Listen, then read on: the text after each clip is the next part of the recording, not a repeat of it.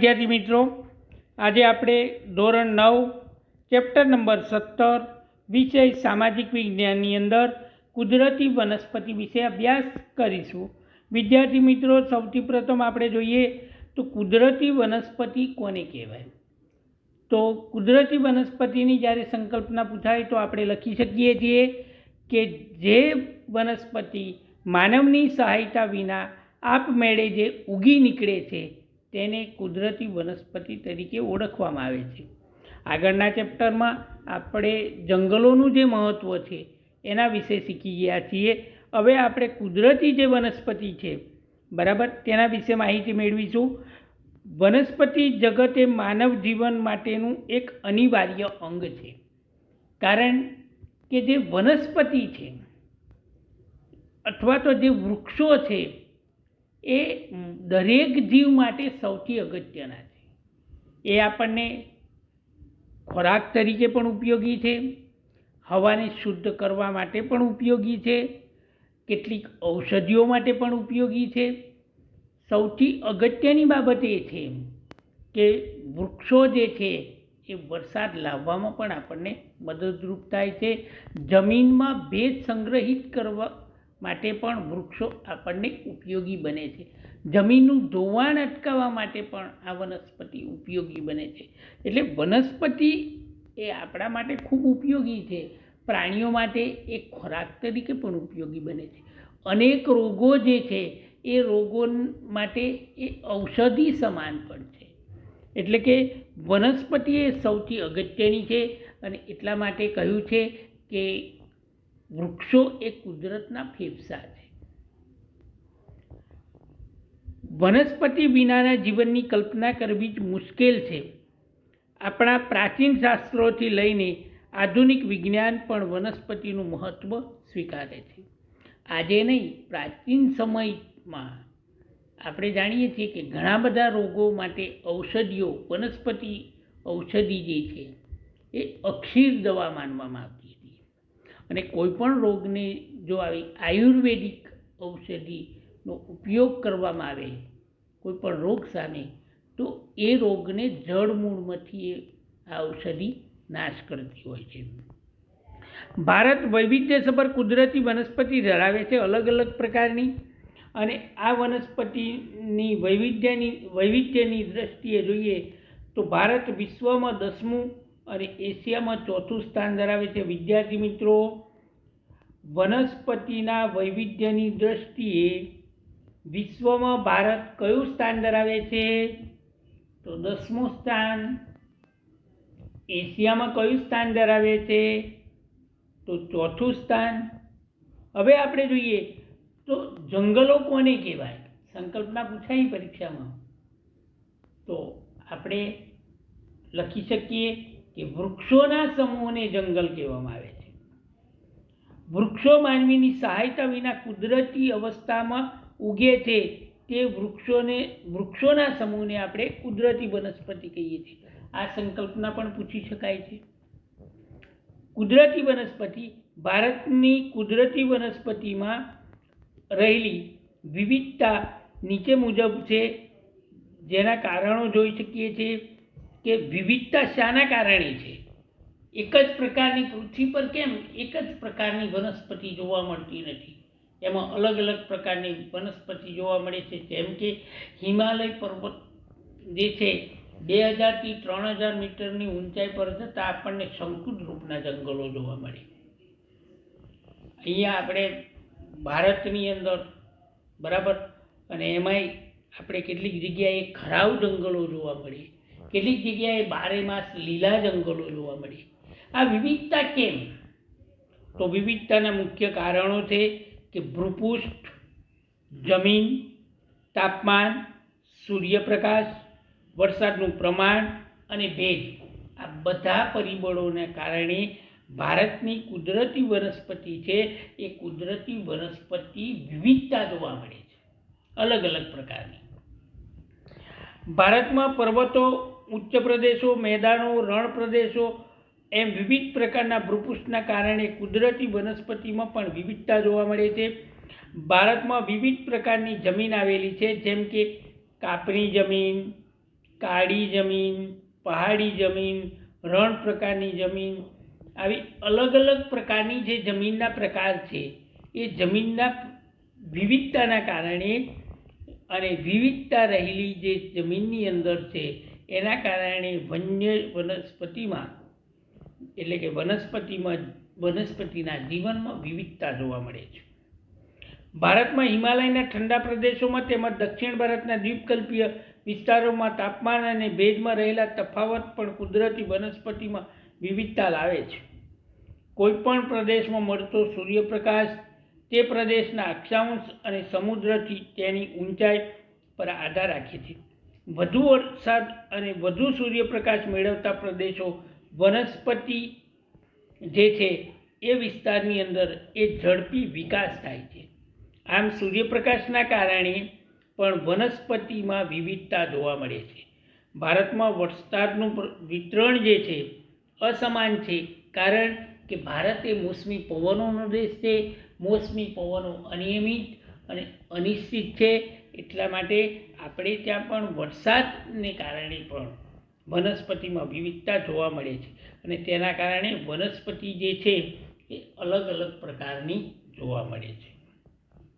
ભારતમાં લગભગ 5000 જાતના વૃક્ષો છે. વિદ્યાર્થી મિત્રો, તમને પરીક્ષામાં પૂછી શકાય અથવા તો કોઈ પણ જગ્યાએ મૌખિક જે ટેસ્ટ હોય, મૌખિક પ્રશ્નોત્તરી કરવામાં આવે કે ભારતમાં કેટલી જાતના વૃક્ષો જોવા મળે છે, તો આપણને આવડવું જોઈએ 5000 જાતના.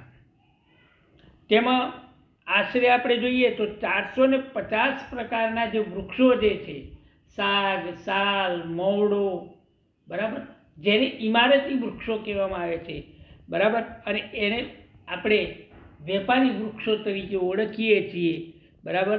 એટલે કે તમને એવો વિકલ્પ અથવા ખાલી જગ્યા પૂછવામાં આવે કે ભારતમાં કેટલી જાતના વૃક્ષો વેપારી વૃક્ષો છે, તો 450 પ્રકારના.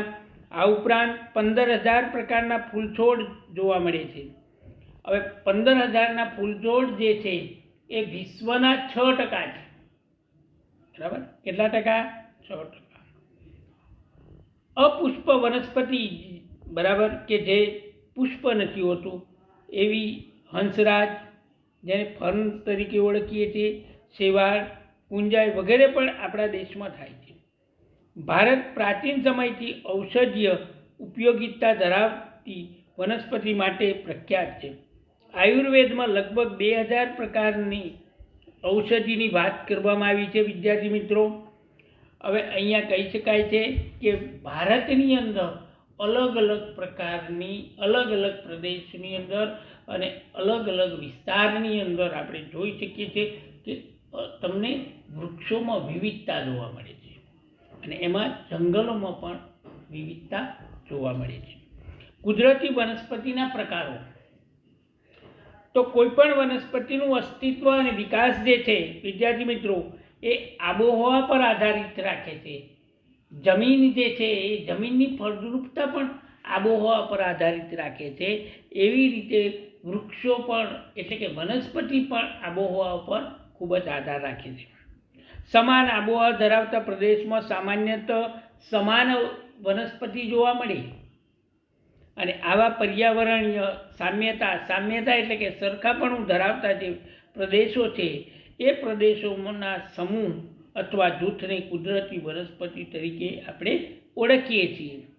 હવે એની અંદર આપણે જોઈએ કે જે જગ્યાએ સમાનતા જોવા મળે છે, જમીનમાં સામ્યતા જોવા મળે છે, વાતાવરણની અંદર સામ્યતા, જેને આબોહવામાં પણ સામ્યતા જોવા મળે છે, વરસાદની અંદર પણ સામ્યતા જોવા મળે છે, એક સરખાપણું, તો ત્યાં આગળ ઊંચાઈ, જમીન, વરસાદ અને તાપમાનની વિવિધતાના આધારે કુદરતી વનસ્પતિને 5 ભાગમાં વહેંચી શકાય છે. વિદ્યાર્થી મિત્રો, કુદરતી વનસ્પતિને કેટલા ભાગમાં વહેંચી શકાય? તો 5 ભાગમાં વહેંચી શકાય. 1. ઉષ્ણકટિબંધીય વરસાદી જંગલો. નંબર 2.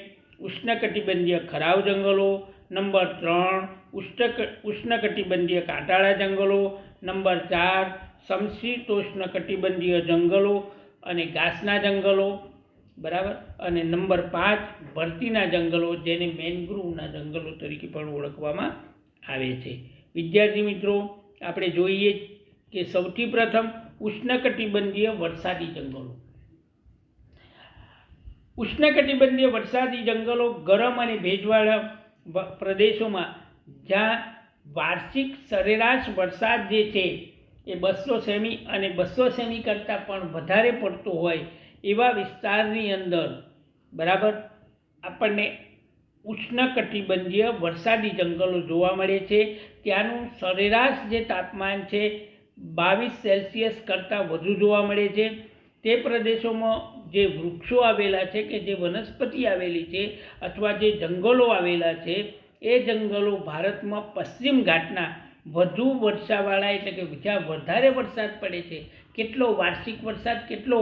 તો 200 સેમી અને 200 સેમી કરતાં પણ વધારે વરસાદ પડે છે એવા વિસ્તારોમાં. તો કયા કયા વિસ્તારો વિદ્યાર્થી મિત્રો? તો આપણે જોઈ શકીએ છીએ કે લક્ષદ્વીપ, અંદમાન નિકોબાર, અસમના ઉપરી વિસ્તારમાં અને તમિલનાડુના તટીય પ્રદેશમાં ઉષ્ણકટિબંધીય વરસાદી જંગલો આપણને જોવા મળે છે. હવે ઉષ્ણકટિબંધીય જે વરસાદી જંગલો છે ત્યાં કયા કયા પ્રકારના વૃક્ષો મુખ્ય હોય છે? તો વિદ્યાર્થી મિત્રો આપણે જોઈએ તો મેગોની, અબનુસ, રોઝવુડ, રબર વગેરે વૃક્ષો ત્યાં આગળ સૌથી વધુ જોવા મળે છે. હવે આ વૃક્ષોની વિશેષતા શું હોય? પહેલાં આપણે વિતરણ જોયું, વૃક્ષોના પ્રકાર જોયા અને વિશેષતા હવે જોઈએ. તો ઉષ્ણકટિબંધીય વરસાદી જંગલો છે ત્યાં વૃક્ષો સામાન્ય રીતે 60 મીટર કે તેથી વધારે ઊંચાઈ ધરાવે છે. ઝાડી ઝાંખરાના કારણે ભેજનું પ્રમાણ ત્યાં ખૂબ જ હોય છે. આ જંગલો પાનખર જેવી કોઈ ઋતુ હોતી નથી, 12 માસ લીલા જંગલો રહે છે. બરાબર, આ જંગલો 12 માસ લીલા રહેતા હોવાથી તેને નિત્ય લીલા જંગલો પણ કહેવામાં આવે છે. તો વિદ્યાર્થી મિત્રો, તમને જ્યારે પરીક્ષામાં પૂછાય કે 12 માસ લીલા જંગલો કોને કહેવાય, બરાબર, તો આપણે લખી શકીએ છીએ. અને અહીંયા જે તમને નકશો બતાવવામાં આવે છે, બરાબર, એ નકશો પણ તમને પરીક્ષામાં પૂછી શકાય છે 1 માર્ક્સમાં કે ભાઈ વરસાદી જંગલો અથવા તો ખરાવ જંગલો, પછી હિમાલયની વનસ્પતિ, ભરતીના જંગલો અને કાંટાળી વનસ્પતિ. અહીંયા તમને અલગ અલગ કલરની અંદર તમને દર્શાવવામાં આવ્યું છે અને એ આપણે અલગથી પીડીએફમાં હું તમને ચોક્કસ સમજાવીશ. આગળ હવે ઉષ્ણકટિબંધીય ખરાવ જંગલો. ઉષ્ણકટિબંધીય ખરાવ જંગલો જે છે એની વાત કરીએ તો વિદ્યાર્થી મિત્રો કઈ જગ્યાએ વિતરણ ક્યાં છે? તો સામાન્ય રીતે આ જંગલો દેશમાં 70 થી 200 સેમી જે જગ્યાએ વરસાદ પડતો હોય એવા વિસ્તારની અંદર આપણને ઉષ્ણકટિબંધીય ખરાવ જંગલો જોવા મળે છે. સૌથી અગત્યની બાબત એ છે કે પૂર્વીય રાજ્યોમાં, ઉત્તર પૂર્વીય રાજ્યોમાં, હિમાલયના તટીયના વિસ્તારોમાં, પશ્ચિમ ઓડિશા, છત્તીસગઢ, ઝારખંડ, પશ્ચિમ ઘાટના પૂર્વીય ઢોળા વિસ્તારમાં, પછી વિંધ્ય અને સાતપુડા પર્વતોમાં ઉષ્ણકટિબંધીય ખરાવ જંગલો જોવા મળે છે. હવે ઉષ્ણકટિબંધીય ખરાવ જંગલો જે છે ત્યાં કયા પ્રકારના વૃક્ષો જોવા મળે છે?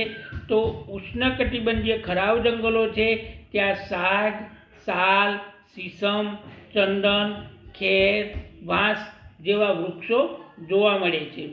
વિશેષતા સૌથી અગત્યની છે કે ઉષ્ણકટિબંધીય ખરાવ જંગલોની વિશેષતા કઈ છે? તો ઉષ્ણકટિબંધીય ખરાવ જંગલો જે છે એ ખરાવ જંગલોની મુખ્ય વિશેષતા કે જે પાનખર ઋતુમાં આ વૃક્ષોના પાંદડા છે એ 6 થી 8 અઠવાડિયામાં ખરી જાય છે. દરેક પ્રજાતિ એટલે કે દરેક જાતિના જે વૃક્ષો છે એના પાન ખેરવી નાખવાનો ચોક્કસ સમયગાળો છે જેને આપણે પાનખર ઋતુ કહીએ છીએ.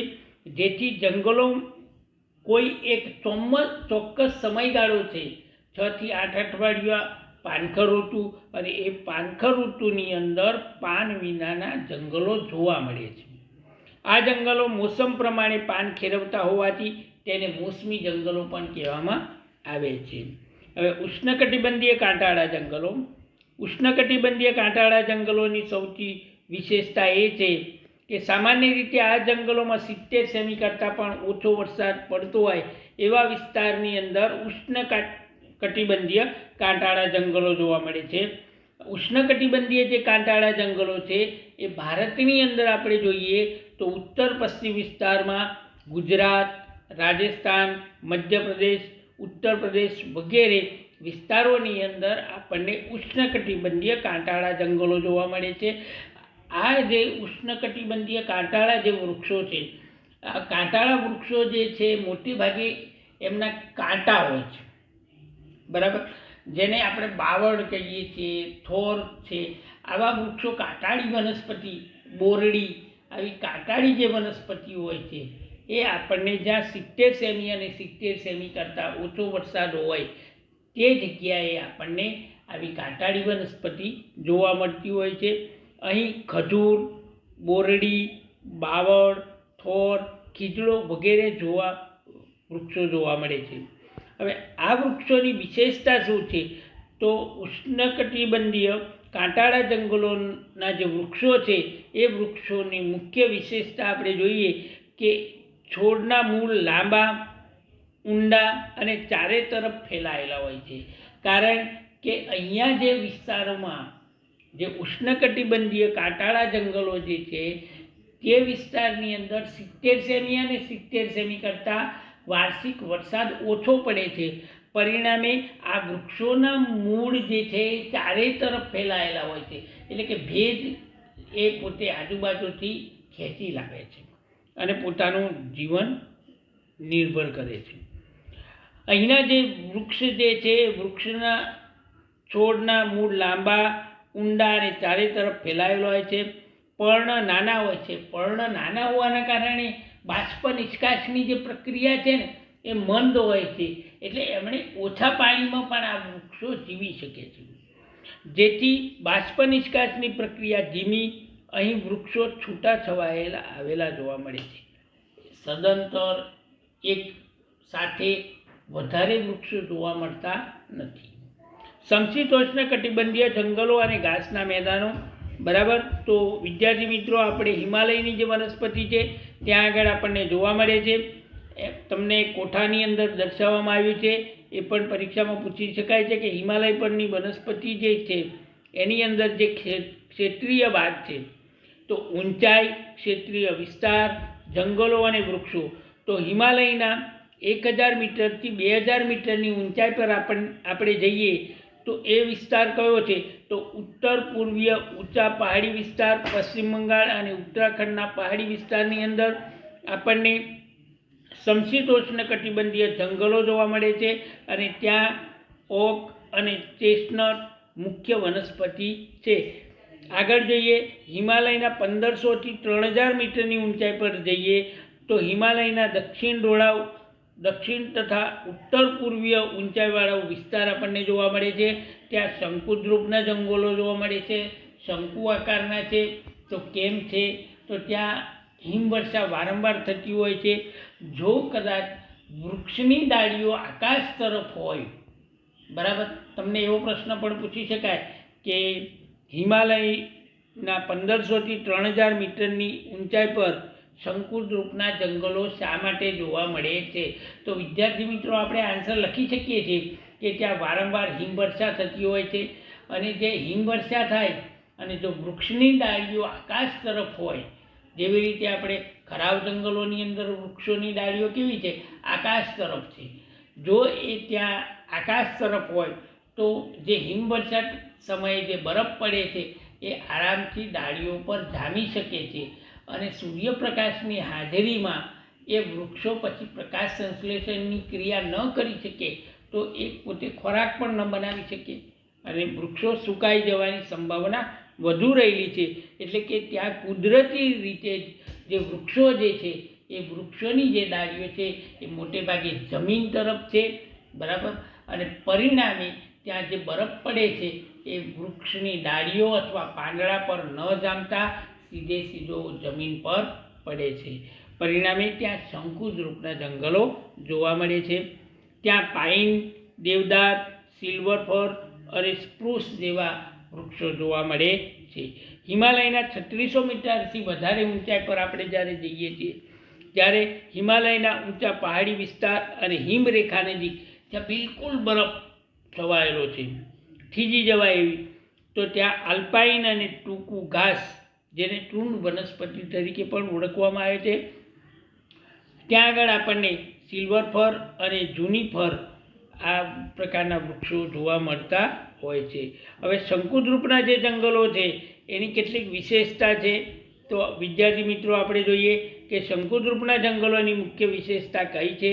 તો શંકુદ્રુપના જે જંગલો છે એ શંકુ આકારના વૃક્ષો હોય છે, તેની ડાળી જમીન તરફ ઢળતી હોય છે, જેથી હિમવર્ષાના કારણે વૃક્ષો પર પડતો જે બરફ છે એ જમીન પર સરળતાથી સરકી શકે છે. વૃક્ષના પાન લાંબા, અણીદાર અને ચિકાસવાળા હોય છે.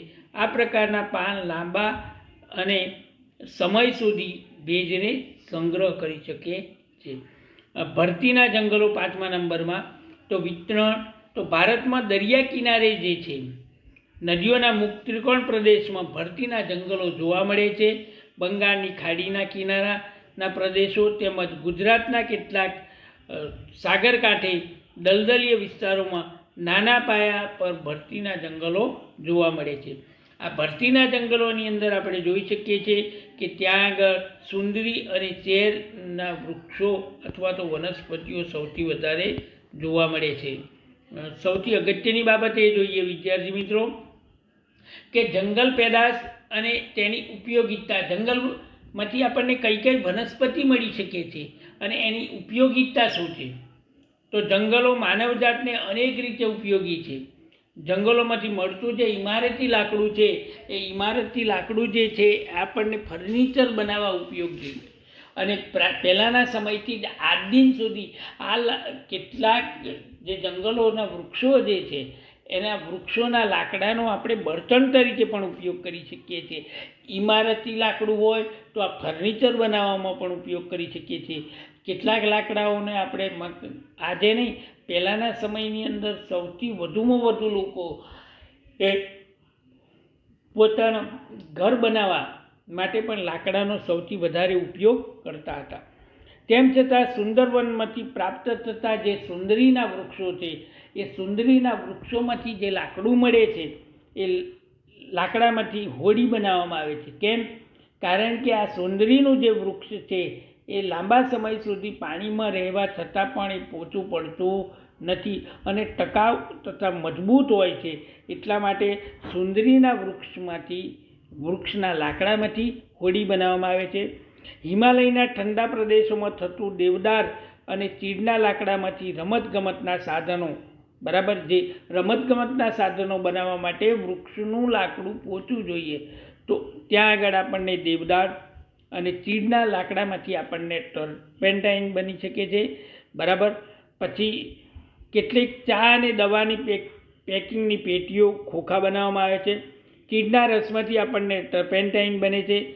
ચંદનમાંથી સુગંધિત તેલ બનાવી શકીએ છીએ. સૌંદર્યવર્ધક બનાવટો બનાવવામાં આવે છે. વાંસમાંથી ટોપલા ટોપલી બનાવવામાં આવે છે. રમકડા, ગૃહ સુશોભનની ચીજો, જેને આપણે જંગલોમાંથી મળતી જે આડ પેદાશો છે, દાખલા તરીકે કોઈ પણ જગ્યાએ આપણે જોઈ શકીએ કે બાવળનું વૃક્ષ છે તો બાવળના વૃક્ષમાંથી જે ગુંદર મળે છે, બરાબર, એ ઘણા બધા લોકો શિયાળાની અંદર ગુંદર પાક તરીકે પણ ઉપયોગ કરે છે. ગુંદર, લાખ, રાળ, રબર, મધ, નેતર જેવી વન્ય પેદાશો, જેને આડ પેદાશો પણ કહી શકીએ છીએ. આંબળા, બહેડા, હરડે, અશ્વગંધા વગેરે વનસ્પતિઓ ઔષધિ ઉપયોગિતા જોવા મળે છે.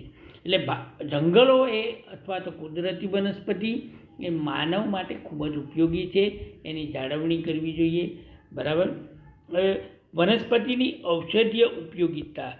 તો વિદ્યાર્થી મિત્રો આપણે જાણીએ છીએ કે વનસ્પતિ જે છે એ વનસ્પતિ માટે આપણા માટે ખૂબ જ ઉપયોગી છે. એની જાળવણી કરવી જોઈએ. હવે વનસ્પતિ અને ઔષધીય ઉપયોગિતાની જોઈએ તો સર્પગંધા જે છે એ લોહીના ઊંચા દબાણના રોગની સારવારમાં સર્પગંધા નામની ઔષધિ ઉપયોગી છે. બીજા નંબરમાં લીમડો જીવાણુ પ્રતિરોધક તરીકે, અને એવું પણ કહેવામાં આવે છે કે ભાઈ ચૈત્ર માસની અંદર જે લીમડા પર નવી આવેલી જે કુંપળો છે અને એ કુંપળોનો જો રસ કાઢીને પીવામાં આવે ચૈત્ર માસની અંદર તો ક્યારે પણ એ વ્યક્તિને તાવ આવતો નથી. બરાબર. બીજા નંબરમાં તુલસી શરદી, ઉધરસ અને તાવ માટે ખૂબ ઉપયોગી ઔષધિ છે. અર્જુન સાદર હૃદય રોગની સારવાર માટે. બીલી વાત અને કફના દોષો માટે. ગળો મધુપ્રમેહ એટલે કે જેને ડાયાબિટીસ કહી શકાય છે, તાવ અને સાંધાના દુખાવા માટે. હરડે કબજિયાત, વાળ અંગેના રોગો માટે. આગળ જોઈશું કે આંબળા વાયુ પિત્તને દૂર કરે અને પાચકને પણ વધારે મજબૂત બનાવે છે. કરંજ ચામડીના અને દાંત પેઢાના રોગોનો નાશ કરે છે. તો વિદ્યાર્થી મિત્રો, આપણે જોઈ શકીએ છીએ કે જે જંગલો છે એ જંગલોમાંથી કઈ કઈ પ્રકારની વનસ્પતિ કે જે રોગોને જળમૂળમાંથી નાશ કરી શકે છે. આ ઉપરાંત ખાખરાના પાનમાંથી પડિયા પતરાળા, ખેરના લાકડામાંથી કાંથો, ટીમરૂના પાનમાંથી બીડી બનાવવામાં આવે છે. અને જંગલો વનવાસી પ્રજાઓને આજીવિકા પણ આપે છે. કોઈ કઠિયારો હોય ને દિવસ દરમિયાન કદાચ વૃક્ષની ડાળીઓ ન કાપે અને વૃક્ષની નીચે પડેલી જે ડાળીઓ હોય ને એ ડાળીઓને પણ અલગ અલગ ભાગમાં ટુકડા કરી અને એનું વેચાણ કરીને પણ કોઈ ગુજરાન ચલાવી શકે છે. જંગલોમાંથી જે આડ પેદાશો મળે છે, લાખ, મધ, ગુંદર, હરાટ, એ મેળવીને પણ ઘણા બધા પોતાની રોજગારી મેળવી શકે છે. ટીમરૂના પાન છે એ બીડી બનાવવા ઉપયોગી થાય છે, તો ટીમરૂના પાન વીણી અને એમાંથી બીડી બનાવીને પણ ઘણા બધા લોકો રોજગારી મેળવી શકે છે. ખાખરાના પાનમાંથી પડિયા પતરાળા બનાવીને પણ પોતાની રોજગારી મેળવી શકે છે. બરાબર. એટલે વિદ્યાર્થી મિત્રો, આપણા માટે વૃક્ષો ખૂબ જ અગત્યના છે. આગળ જોઈશું કે જંગલોનું પર્યાવરણીય મહત્ત્વ શું છે. તો વિદ્યાર્થી મિત્રો, જંગલોનું પર્યાવરણીય મહત્ત્વ સૌથી અગત્યનો પ્રશ્ન છે અને પરીક્ષામાં પણ વારંવાર પૂછાય છે. તો દરેક વિદ્યાર્થી ધ્યાનથી સમજજો. જંગલોનું પર્યાવરણીય મહત્ત્વ જોતાં આપણને ખૂબ જ આનંદની લાગણી અનુભવાય છે. કેમ? કારણ કે વૃક્ષો જે છે એ આપણા ભાઈબંધ હોવા જોઈએ, મિત્ર. વૃક્ષ એ આપણો મિત્ર છે. જેમ ખેડૂતનો મિત્ર સાપ છે તેમ દરેક વ્યક્તિનો મિત્ર વૃક્ષ હોવો જોઈએ. જંગલો વરસાદ લાવવામાં ઉપયોગી બને છે, વરસાદને ખેંચી લાવે છે, વાતાવરણને વિષમ બનતું અટકાવે છે, અસમાન બનાવતું અટકાવે છે. બીજા નંબરમાં પ્રાણદાયી વાયુ ઓક્સિજન પૂરો પાડે છે, એટલે કે હવામાંથી કાર્બન ડાયોક્સાઇડ વાયુનું શોષણ કરી આપણને ઓક્સિજન આપે છે. બરાબર. ઓક્સિજન વિના કોઈપણ જીવ, કોઈપણ વ્યક્તિનું અથવા તો કોઈપણ પક્ષી, કોઈપણ પ્રાણી છે એનું જીવન શક્ય નથી. પ્રાણવાયુ જેને કહેવામાં આવે છે. જંગલો પૂર નિયંત્રણ કરે છે. બરાબર. જંગલોથી જમીન ધોવાણ અટકે છે, પૂરને નિયંત્રણ કરે છે, કાર્બન ડાયોક્સાઇડ જેવા હાનિકારક વાયુનું શોષણ કરે છે. જંગલો જમીન ધોવાણ અટકાવે છે. જંગલો ભૂમિગત જળને જાળવી રાખવામાં મદદ કરે છે. સૌથી અગત્યની બાબત એ છે કે જંગલો રણને આગળ વધતું અટકાવે છે. આગળ જંગલોમાં હવા પ્રદૂષણ ઘટાડવામાં જંગલો ખૂબ ઉપયોગી છે. જંગલો કુદરતી સૌંદર્યમાં વધારો કરે છે. જંગલો હવાને શુદ્ધ કરે છે. વન્યજીવ સૃષ્ટિ કુદરતી આશ્રય જેના સ્થળો પૂરા પાડે છે. જે વન્યજીવો, જંગલમાં રહેનારા જે પ્રાણીઓ છે એ પ્રાણીઓનું જેમ મનુષ્યનું આશ્રય સ્થાન જેમ તેનું ઘર છે, તેમ જંગલો એ વન્યજીવો જે છે એ વન્યજીવોનું આશ્રય સ્થાન જંગલ છે. બરાબર. જંગલો સાહસિક પ્રવાસન પ્રવૃત્તિ માટે આદર્શ ક્ષેત્રો છે. રાષ્ટ્રીય ઉદ્યાનો, અભયારણ્યો અને જૈવ વિવિધતાના સંદર્ભે આવા કેટલાક જંગલો આરક્ષિત કરવામાં આવ્યા છે, એમને રક્ષિત કરવામાં આવેલા છે. જંગલ સંરક્ષણ. વિદ્યાર્થી મિત્રો, આપણે જોઈ શકીએ છીએ કે વનસ્પતિ જીવન, પ્રાણી જીવન અને માનવ જીવનના આંતર સંબંધોથી પારિસ્થિતિક તંત્રનું સર્જન થાય છે. પરંતુ માનવની પર્યાવરણીય વિરોધી પ્રવૃત્તિ અને માનસિકતા તથા સ્વાર્થ વૃત્તિના કારણે પારિસ્થિતિક તંત્રમાં ખલેલ પહોંચે છે, નુકસાન થઈ શકે છે. જંગલોના વિનાશ માટે માનવીય પ્રવૃત્તિ એ સૌથી વધુ ગણવામાં આવે છે. જમીન મેળવવાની ભૂખ. માનવ છે ને ખૂબ જ લાલસુ છે. લાલચુ જેને કહેવાય ને, લોભી. એટલે કે જંગલોની નજીક જે ખેડૂતોના ખેતર છે એ ખેડૂતો પોતાને જમીન વધુ કરવા માટે વૃક્ષોને કાપી અને જંગલો જે છે એ પોતે ખેડાણ તરીકે એ જમીનને ખેડાણમાં લઈ લે છે. જમીન મેળવવાની ભૂખ સૌથી વધુ જવાબદાર છે. આ ઉપરાંત દિન પ્રતિદિન વસ્તી વધારો, ઉદ્યોગોનો જે છે એ શહેરોથી દૂર લઈ જવાની જે પ્રવૃત્તિ છે એના કારણે પણ જંગલો નાશ થઈ શકે છે. શહેરીકરણ, બહુહેતુક યોજના, સડકોનું નિર્માણ કાર્ય, ઇમારતી અને બળતણ લાકડું મેળવવાની લોકોની લાલસા, ઝૂમ ખેતી. ઝૂમ પ્રકારની ખેતી એટલે શું? તો ઝૂમ પ્રકારની ખેતી એટલે કે જંગલોને કાપી બાળી અને તે જગ્યાએ કરવામાં આવતી ખેતીને ઝૂમ પ્રકારની ખેતી તરીકે ઓળખવામાં આવે છે. દાવાનળ, જંગલમાં આગ લાગે એના કારણે પણ જંગલો નાશ થઈ શકે છે. જંગલોનો વિનાશ થવાને પર્યાવરણની સમતુલા ખોરવાય છે. જેમ જેમ જંગલો નાશ થતા જાય છે, વૃક્ષો નાશ થતા જાય છે, તેમ પર્યાવરણની અંદર અસમાનતા ઊભી થાય છે. પર્યાવરણ સૌથી વધુ ને વધુ પ્રદૂષણ થતું જાય છે અને ધીમે ધીમે ઓઝોન વાયુમાં ગાબડા પણ પડતા જાય છે. જંગલોના વિનાશ થવાથી પર્યાવરણને ઘણી વિપરીત અસરો ઊભી થઈ છે. બરાબર, આપણે જાણી શકીએ છીએ કે વરસાદનું પ્રમાણ દિન પ્રતિદિન ઘટવા લાગ્યું છે. દુષ્કાળની સંભાવનાઓ વધી ગઈ છે. ગ્લોબલ વોર્મિંગ, વૈશ્વિક તાપ વૃદ્ધિ દિન પ્રતિદિન વધતી જાય છે. ગ્રીન હાઉસ ઇફેક્ટ, હરિતગૃહ પ્રભાવ છે એ વધતો જાય છે. પછી રણીકરણી એટલે કે દિન પ્રતિદિન રણ પ્રદેશો આગળ વધતા જાય છે. વન્યજીવો નિરાશ્રિત થવા લાગે છે, કારણ કે જે વૃક્ષો જે છે વરસાદ લાવવામાં જે આપણને મદદ કરે છે એ વૃક્ષો જ ધીમે ધીમે ઓછા થતા જાય છે. એના પરિણામે વરસાદ પણ ઓછો પડે છે અને વરસાદ ઓછો પડવાના કારણે દુષ્કાળ પડવાની સંભાવના છે. જંગલો નાશ થવાની સંભાવના છે. હવામાં પ્રદૂષણ થવાની સંભાવના સૌથી વધુ વધી જાય છે. ગ્લોબલ વોર્મિંગ જેવા ઇફેક્ટ આપણને થઈ શકે છે. તો વિદ્યાર્થી મિત્રો, આપણે જોઈ શકીએ છીએ કે જંગલો વિનાશની અસરો કઈ કઈ છે. હવે આપણે જોઈએ કે 1952ની રાષ્ટ્રીય નીતિ પ્રમાણે દેશમાં 33%, એટલે કે ભારતની કુલ જમીન વિસ્તાર છે એ જ કુલ જમીન વિસ્તારના 33% ભાગની અંદર કુદરતી વનસ્પતિ હોવી જોઈએ, જંગલો હોવા જોઈએ. પરંતુ ભારતમાં આશરે અત્યારે 23% જંગલો છે અને ગુજરાતમાં તો 10% કરતાં પણ ઓછા, 10% ને 10% કરતાં પણ ઓછા જોવા મળે છે, જે આપણા માટે ખૂબ જ ઓછા છે. જંગલ વિનાશનો અટકાવ આવશ્યક છે અને તે માટે વન સંરક્ષણ અને વન સંવર્ધન કરવું જરૂરી છે. આટલું જાણવું તમને વિદ્યાર્થી મિત્રો ગમશે કે ગુજરાતમાં IUCN international union for conservation of nature red data કે જે નાશ થવાની આરે છે એની યાદી બુકમાં સફેદ ખાખરો, ગુગળ, નીલસોટી, સીસમ, આંબળી, પછી અટક, હરડે વગેરે જેવી વનસ્પતિ ભય હેઠળ કક્ષામાં મૂકવામાં આવેલી છે. જંગલોના જતન માટેના ઉપાયો. તો વિદ્યાર્થી મિત્રો, આપણે જોઈએ કે જંગલોનું રક્ષણ કેવી રીતે કરવું, એનું જતન કેવી રીતે કરવું.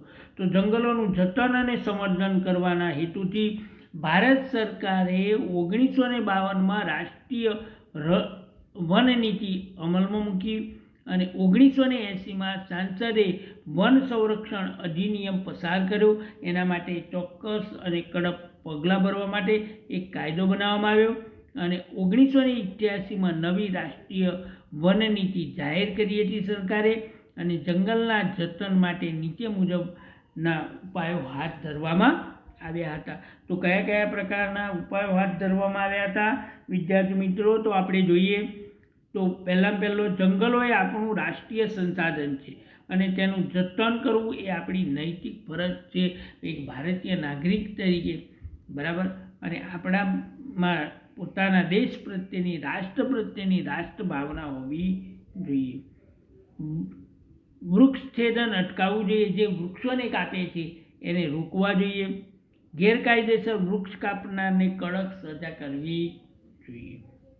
બીજું, વન મહોત્સવ, સામાજિક વનીકરણ કાર્યક્રમો, આ ઉપરાંત લોક ભાગીદારી વધારવી, પડતર જમીન, પછી નદી, રેલવે, પછી સડકોની બંને બાજુએ વૃક્ષારોપણ અને કરવું જોઈએ અને સંવર્ધન પણ કરવું જોઈએ.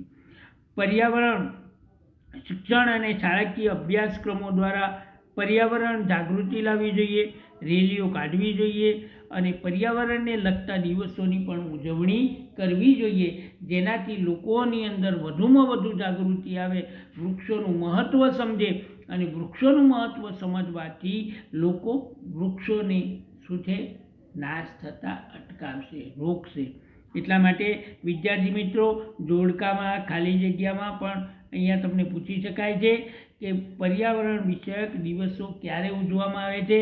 તો 21મી માર્ચ વિશ્વ વન દિવસ, 22 એપ્રિલ વિશ્વ પૃથ્વી દિવસ, 5 જૂન વિશ્વ પર્યાવરણ દિવસ, જુલાઈ માસ વન મહોત્સવ અને 16 સપ્ટેમ્બર વિશ્વ ઓઝોન દિવસ તરીકે ઉજવવામાં આવે છે. હવે વિદ્યાર્થી મિત્રો, આપણે જોઈ શકીએ છીએ કે જંગલોમાં આગ ન લાગે તેની તકેદારી રાખવી જોઈએ અને આગ લાગે તો ત્વરિત એનું શમન કરવું જોઈએ અને રોકવી જોઈએ. 6થા નંબરમાં, ઉર્જા મેળવનારા ઉપયોગમાં લેવામાં આવતા જે લાકડા છે, જે વૃક્ષોને કાપી અને એ વૃક્ષોના લાકડાનો બળતણ તરીકે ઉપયોગ કરે છે, તો એવા લોકોએ આ બળતણ તરીકે જે લાકડાનો ઉપયોગ કરે છે એની જગ્યાએ સૌર ઉર્જા, બાયો ઉર્જા, પવન ઉર્જા અને ઉર્જાના પુનઃપ્રાપ્ય સ્ત્રોતોનો ઉપયોગ કરવો જોઈએ, બરાબર. નંબર 7, પ્રચાર પ્રસાર માધ્યમો દ્વારા લોકોને જંગલોનું મહત્ત્વ સમજાવી આ બાબતે, એટલે કે વનીકરણ અંગે પણ જાગૃતિ લાવવી જોઈએ, વૃક્ષોનું મહત્ત્વ પણ આપણે સમજાવવું જોઈએ અને વૃક્ષો એ આપણા શું છે, જીવનદાતા છે એવું પણ કહી શકાય છે. વિદ્યાર્થી મિત્રો, આટલું જાણવું તમને ગમશે કે વૈશ્વિક લોક જાગૃતિ લાવવાના હેતુથી 2011ના વર્ષને વિશ્વ વન વર્ષ ઘોષિત કરવામાં આવ્યું છે. ખાલી જગ્યામાં પણ પૂછી શકાય છે અને જોડકામાં પણ પૂછી શકાય છે. સામાજિક વનીકરણ એટલે પર્યાવરણ, સમાજ અને ગ્રામીણ વિકાસને મદદરૂપ થવાના હેતુથી જંગલોનું વ્યવસ્થાપન અને સંરક્ષણ કરવું, તેમજ પડતર જમીન જે છે એ પડતર જમીનમાં વધુમાં વધુ વૃક્ષો વવાય. રેલવે જે છે, રેલવેના પાટા આવેલા છે એની બાજુમાં 2 બાજુ જે જગ્યા છે ત્યાં પણ વૃક્ષારોપણ કરવું, સડક માર્ગોની બાજુમાં પણ વૃક્ષારોપણ કરવું અને વધુમાં વધુ જે છે કે જ્યાં જગ્યાએ જમીન ધોવાણ થતું હોય, એ જમીન ધોવાણ થતું હોય એવી જગ્યાએ પણ આપણે વૃક્ષારોપણ કરીને જમીન ધોવાણ પણ અટકાવી શકીએ છીએ. દેહરાદૂન સ્થિત જંગલ સંશોધન સંસ્થા જે જંગલ વિષયક સંશોધન કરી રહી છે. દેહરાદૂનની અંદર જંગલ વિષયક સંશોધન કરનારી સંસ્થા આવેલી છે, બરાબર. તો એ સંસ્થા વિશે પણ આપણે માહિતી મેળવી. વિદ્યાર્થી મિત્રો, અહીંયા ચેપ્ટર નંબર જે 17 છે, કુદરતી વનસ્પતિ, એ પૂર્ણ થાય છે. પરીક્ષાની અંદર નકશામાં પણ કુદરતી વનસ્પતિના જે જંગલો છે, કયા પ્રકારના જંગલો ક્યાં આવેલા છે એના વિશે પણ તમને PDF મોકલવામાં આવશે. તો અને આ બધા જે પ્રશ્નો છે એ પ્રશ્નોની પણ PDF મોકલવામાં આવશે. દરેક વિદ્યાર્થીએ હોમવર્કના ચોપડામાં લખવું અને વાંચી અને તૈયાર કરવું. Thank you.